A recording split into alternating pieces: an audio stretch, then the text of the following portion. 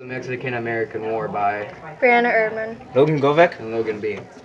In the Mexican-American War, Texas was a disputed territory.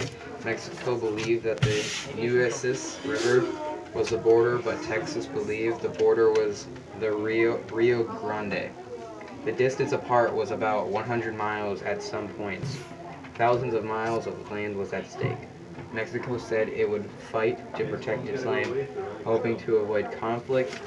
Polk sent John Slidell, a Spanish-speaking ambassador, to offer $25 million for Texas, California, and New Mexico.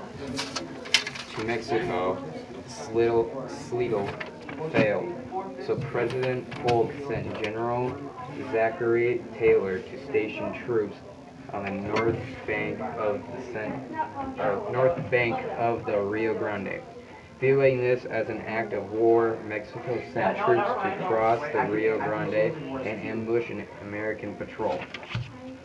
When Polk received word of the ambush, Polk sent a war message to Congress saying Mexico has invaded our territory and shed American blood on American soil. 2 days later, Congress declared war on Mexico. The Mexican-American War had started.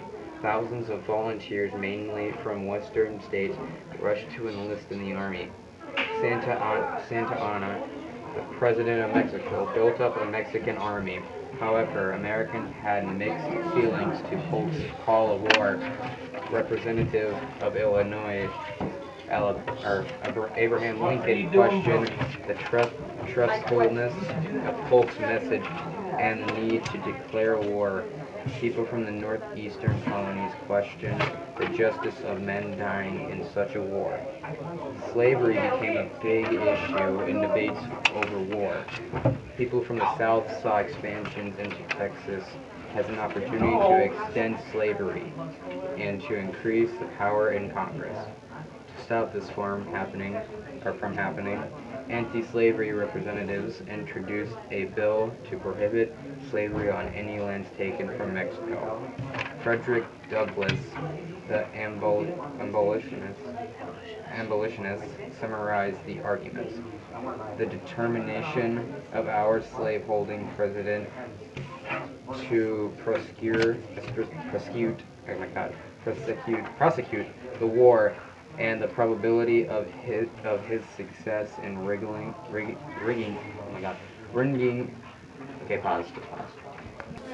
from the people men and money to carry it on, is made evident. None seem willing to take their stand for peace at all risks, and all seem willing that the war should be carried on in some form or other. Despite opposition, the U.S. went to war in May 1846. General Taylor led troops into Mexico. Many Americans thought it would be easy to defeat the Mexicans, and the war would end quickly. No longer after the war begun, General Stephen Kearny, a U.S. Army officer, and his men left Fort Leavenworth, Kansas, with orders to occupy New Mexico. Then they were to continue west to California.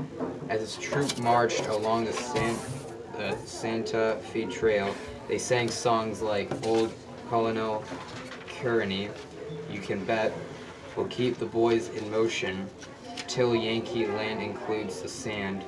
On the Pacific Ocean, it took them 6 weeks to march 650 hot, rugged miles. Kearny's army entered New Mexico using precision instead of force. He convinced the Mexican troops that he meant to withdraw. This allowed to take New Mexico without firing a shot. Then Kearny and a small force of soldiers marched on towards California, which only had 6,000 Mexican residents. The remainder of the force moved south toward Mexico.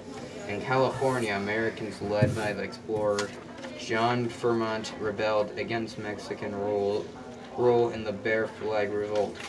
They arrested the Mexican commander of Northern California and raised a crude flag showing a grizzly bear sketched in blackberry juice. the rebels declared California independent of Mexico and named it the Republic of California. In the fall, U.S. troops reached California and teamed up with the rebels. Within weeks, America controlled all of California. The defeat of Mexico, however, proved far more difficult. The Mexican army was much bigger, but the U.S. troops were led by well-trained officers. America's forces invaded Mexico from two directions. General Taylor fought his way south from Texas toward Monterrey in North Mexico. On February 2nd, 1847, his troops toward Monterrey in northern Mexico. I just reread it, pause. On February 22nd, 1847, his troops of 4,800 fought General Santa Anna's 15,000 Mexican soldiers near a ranch called Buena Vista after the first day of fighting. General Santa Anna sent General Taylor a note offering him the chance to surrender. Taylor said no. At the end of the second bloody day of fighting, Santa Anna said that both armies have been cut to pieces. However, it was Santa Anna who went out and retreated after the Battle of Buena Vista. The war in northern Mexico was over. In southern Mexico, fighting continued. A second force led by General Winfield Scott landed at Veracruz on the Gulf of Mexico and battled towards Mexico City. Outside Mexico City, Scott met fierce resistance at the castle of Chapultepec. About 1,000 soldiers and 100 military cadets valiantly defeated the fortress. Despite their determined resistance, Mexico City fell to Scott in September 1847 as he watched a Mexican officer sighed and said, "God is a Yankee." On February 2nd, 1848, the war officially ended with the Treaty of Guadalupe. On February 2nd, 1848, the war officially ended with the Treaty of Guadalupe Hidalgo. Okay, pause. In this treaty, Mexico recognized that Texas was part of the United States, and the Rio Grande River was the border between the nations. Mexico also gave up a vast region known as the Mexican Secession. This area included the President-day states of California, Nevada, Arizona, and parts of New Mexico, Colorado, and Wyoming. In return, the U.S. agreed to pay Mexico $15 million. That's it.